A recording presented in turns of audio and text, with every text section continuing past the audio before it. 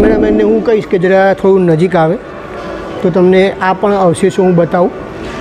જો મિત્રો, આ રૂટ ટાઇલ ના અવશેષો છે, તમે જોઈ શકો છો. આ જે પ્રાચીન કાળમાં જે ખિલ્લા હતા એ છે.